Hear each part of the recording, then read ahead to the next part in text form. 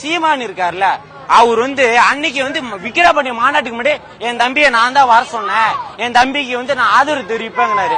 நாங்க உங்களை ஆதரவு கேட்டோமா? உங்களை அண்ணனா பஸ் நாங்க ஏத்துக்கிட்டோமா? உன்னை நம்பிதான் நான் 56 பேர்த்த நான் இழுத்துட்டு போய் ஓட்டு போட வச்சேன் மைக்கு சின்னத்துல. அன்னைக்கு எங்க தலைவர் மைக்கு சின்னம் தான் அறிவிச்சாரு, ஆதரவு தெரிவிக்கல. ஒரு இசை வெளியீட்டுல மைக்க கொடுத்துட்டாரு. அந்த மைக்கில சாம்பியன் எடுக்கவா கையில தூக்க எல்லாம் பதறிட்டா. உன்னை யாரையும் கேட்டானா? எங்களை அந்த ஏமாற்றி விஜய் ஆதரவு தெரிவிக்கிறோம் சொல்லி ஓட்டு வாங்கிட்டு இன்னைக்கு அனில் குஞ்சாங்கிற என்னென்னமோ வாய்க்கு வந்ததெல்லாம் பேசுற. நேற்று ஒரு எம்ஜிஆர் எவ்வளவு பெரிய தலைவர், அண்டா எவ்வளவு பெரிய தலைவர், 2 சனியனு சேர்ந்து ஒரு சனியன் ஆகி சனிக்கிழமை வருதான். அதெல்லாம் ஒரு அரசியல் தலைவரா?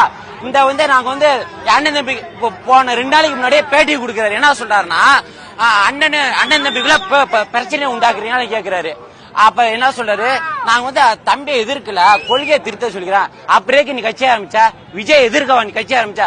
வேணா நீ நாம் தமிழர் கட்சியை கலைச்சிட்டு நாங்க கொள்கை பரப்பு செயலாளர் தமிழ்நாட்டு ஃபுல்லா வாங்கிக்கோங்க, நாங்க இந்த கொள்கையை திருத்தி தருவோம். தமிழ்நாட்டு மக்களுக்கு கொள்கை கட்சியில இருக்க கொள்கையில திருத்த உன்னை கொள்கையை திருத்த சொன்னானா?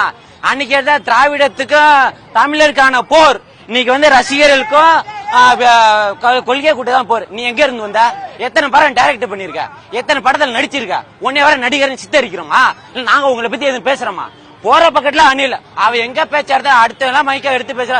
அணில் குஞ்சா அணில் குஞ்சா, இந்த அணில வச்சுதான் நீ 8% ஓட்டு வாங்கின. அதை மறந்துடாதீங்க. என்னைக்கும் நாங்கள எதிர்க்கிறது நாங்க நோக்கமே கிடையாது. நாங்க பட்டே மக்கள் பணி செய்யறதுக்கே எங்க தளபதியை கொண்டு வரோம்.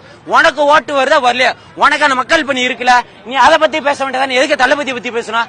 அவர் என்னவா பண்ணிட்டு போறாரு? சனிக்கிழமை வர்றாரு, ஞாயிற்றுக்கிழமை வர்றாரு, என்னமா வர்றாரு? எங்களை பார்க்க வர்றாரு.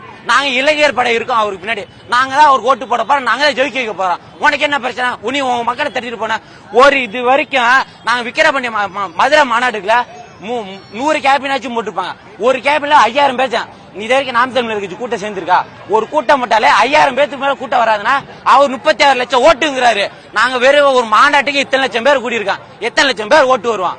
ஜெயிக்கிற அடுத்த விஷயம் எங்க தளபதிக்காக கூட நிப்பான். 2026 எங்க தளபதி பின்னாடி தான் நிப்பான். அதுக்கு பின்னாடி நாங்க வாழ்வா சாவா. எங்க இளைஞர் படை எல்லாமே எங்க தளபதி பின்னாடி தான்.